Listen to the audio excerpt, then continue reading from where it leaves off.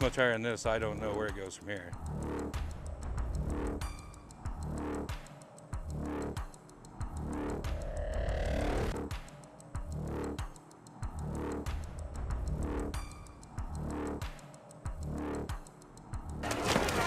We do this every year. It's once the pool closes to the public. Flights are mostly full coming into the air capital of the world. Eager fans gearing up to cheer on their favorite team. Hey Greg, yeah, the weather here isn't expected to be too bad. Picked up, and over the past hour, the snow has really been coming down. And just yeah, it's starting to get pretty exciting here at AMC as people are arriving. And Deb, this museum is one of dozens of locations. Orville and Mary Jane Miller have been dairy farmers their entire lives. Mary Jane's father passed the farm in Reno County down to them, and they plan to pass it on to their son. It's very demanding. I mean, every morning, my wife starts at 1:30 every morning milking cows.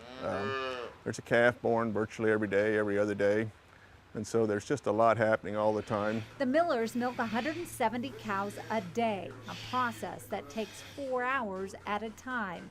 And while they know their business is cyclical, times are really tough right now. Here a couple of weeks ago, I went to sit at my desk to pay the bills.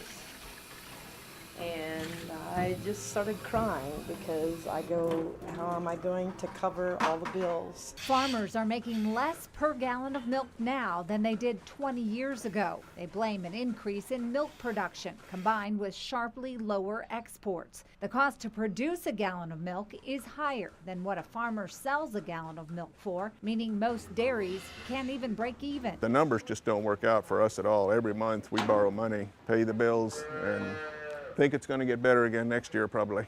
Milk prices have been so low over the last 5 years, the number of dairy farms here in Kansas has dropped from 400 to 290. The number of dairy farms are also dropping nationwide, down from 57,000 in 2008 to just over 40,000 this year. Many farmers are becoming so discouraged, they're taking their own lives. Something Stephanie Eckroat, executive director of Kansas Dairy, doesn't want to happen here. I pray every day that we don't see that.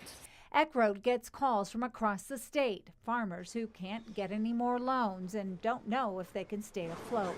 She advises them to keep their heads up, stay positive, and talk about it. I just encourage them to talk to their other farmers that they work with, talk with your families, try to work it out and try to make it happen. The Millers try to cut costs and diversify, raising crops to help supplement their income. This new deal is an especially great victory for our farmers. And now a new trade deal that's still in the works would allow the U.S. to sell more milk, butter, and cheese to Canada. I tend to be the optimist. Orville and Mary Jane will keep going, relying on their faith. I put those things out of my mind and I say, you know, I'm going to be in this for the long haul and I'm going to be one of the survivors. I want to be there when things turn around. And advice from Mary Jane's 94-year-old father. I guess it's just the advice, you know, from my dad and watching him over the years, and he kept right on plodding, and I want to keep doing the same thing.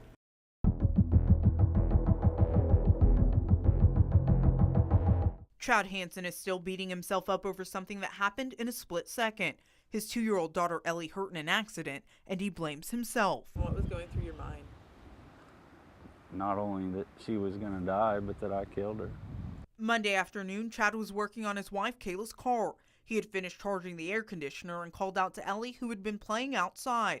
When she didn't answer, he backed the car up to take it down the road to test the new installment. That's when things took a turn for the worse. Just assumed she went back in the house because Kayla was home.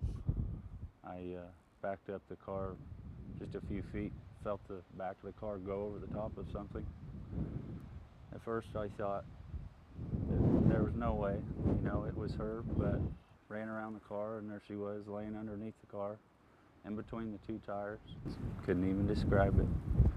Worst feeling you'll ever have. The family then rushed Ellie to the emergency room. After tests and x-rays, they were surprised and relieved to hear the 2-year-old didn't have any broken bones or internal bleeding, just scrapes and bruises.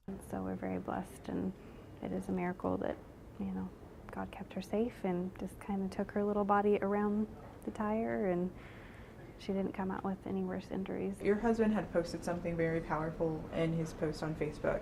He said he was thankful that he's not planning a funeral. How unimaginable is that thought? Very. God was looking out for her, and I am so thankful that that's not what we're doing today.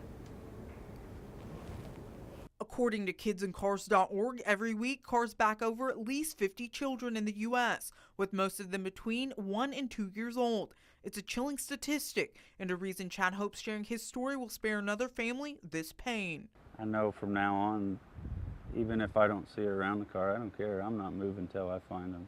Just know you can't be too cautious. Whose girl are you?